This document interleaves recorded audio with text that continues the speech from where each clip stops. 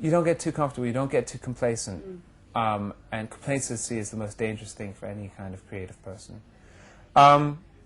So I've seen it, you know, this kind of footlessness work against people, and they get confused and a little bit messed up about it and almost begrudge it. And I really wanted to let it work for me. And since I don't really come from anywhere, I've taken London as my home, and it kind of fostered me in many ways from my education to the music scene here. So but I still have this great feeling that I can just kind of go anywhere because I don't really belong to anyone. I read that you had an awkward time at school. Was that partly, I mean, do you feel like you were an outsider when you were younger? I was a little bit different, to put it nicely. In what way? I was a bit different to other kids at school. Just everything, my dress sense, my matching shirts and trousers. Did they bully you? Or? Yeah, I experienced bullying, and it wasn't good. It's a horrible thing. I think kids can be very tough. I still don't understand the way kids behave. I've always tried to figure it out, but I think it's one of the hardest things to kind of figure out. Adults are much, much easier to deal with, simply because we lie so much more. Lie. Tell you what you want to hear, hopefully. Do you think that made you more driven to succeed and, you know?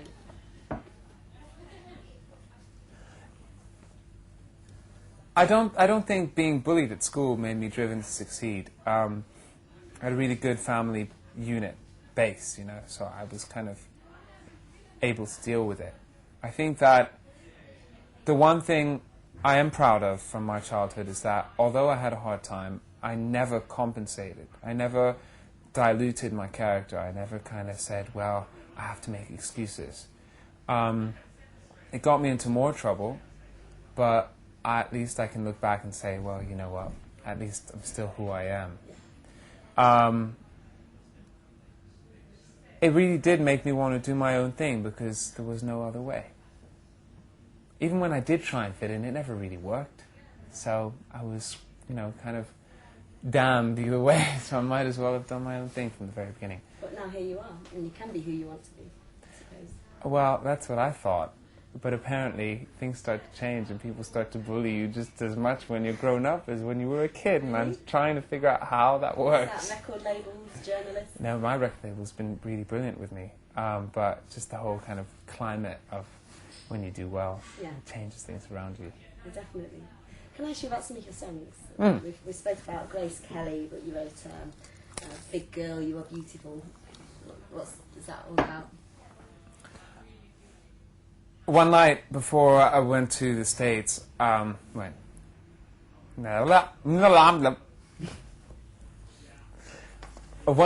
I was packing to get ready to go to the States the next day, and I couldn't sleep, and it was about 2 o'clock in the morning.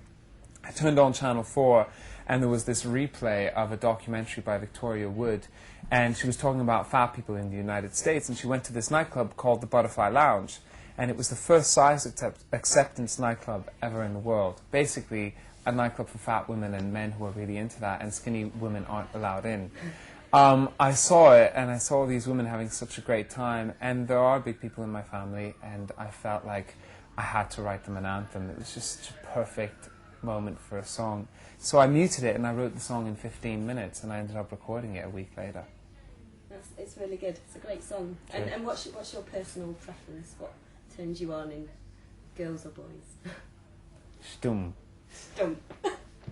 Well, I like your anthem anyway. Cool. That's an ode to friends, maybe. Not the other way. And the other one I wanted to ask you was relax, take it easy. What's that all about? It's funny, relax. I've been trying to figure out what relax, take it easy is about, to tell you the truth. It was more of a kind of sound game for me. It's not a tribute to Frankie Goes to Hollywood. No, it's not. Not at all. It was kind of a little musical challenge. I wanted to come up with a song that had more of a dancey feel to it, almost verging on a kind of electronic feel to it. Yet I wanted it to feel, it kind of sit at home on the rest of the album. So I did that by creating all these, putting together the track from all these real organic parts. So I got a guitarist called Tim Pierce, who's a legendary session guitarist, who did the guitar riff on Black or White, that Michael Jackson song. And we put him in a studio, and for a whole day he just came up with 62 different pedal combinations. And we came up with all these weird little noises, and then I built them into the track. So a lot of it sounds like it's done on computer, but a lot of it's real. So it was, you can tell it was kind of a sound challenge for me. Yeah, and I wanted to put a disco anthem in there. It's fun. Definitely. And as a whole, the album Life in Cartoon Motion, I mean, what is it to you? Is it, can you sum it up? Is it about a phase in your life?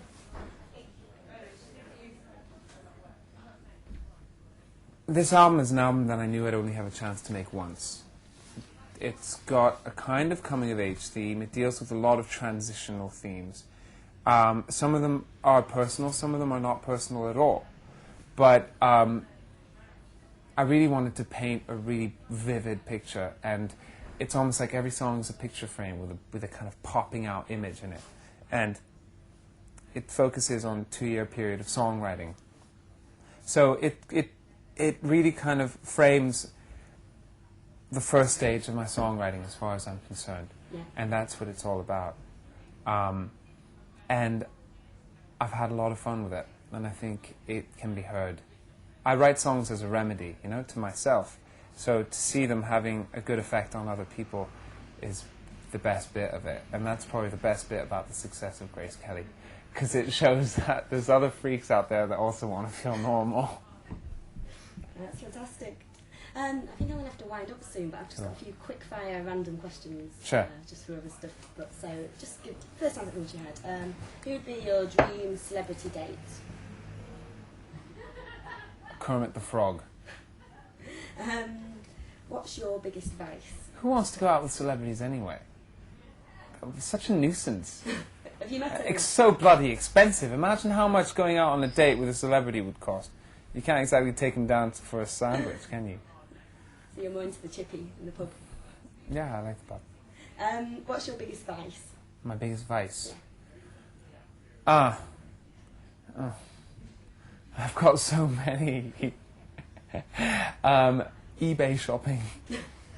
Disastrous. What music would you have played at your... Buy useless things that I really don't want. I don't need them, but... Like what?